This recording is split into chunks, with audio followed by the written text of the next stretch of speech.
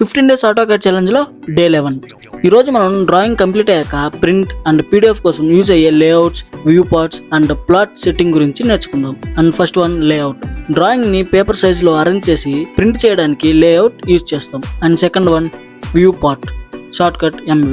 లేఅవుట్లో మోడల్ డ్రాయింగ్ని రిక్వైర్డ్ స్కేల్లో డిస్ప్లే చేయడానికి వ్యూ పార్ట్ యూజ్ చేస్తాం. ఎగ్జాంపుల్ 1:50 అండ్ 1:100 స్కేల్లో ప్లాన్ని సెట్ చేయొచ్చు. And third one plot setting, shortcut Ctrl+P. Final డ్రాయింగ్ని PDF ఆర్ పేపర్ ప్రింట్గా అవుట్పుట్ తీసుకోవడానికి Ctrl+P యూజ్ చేస్తాం.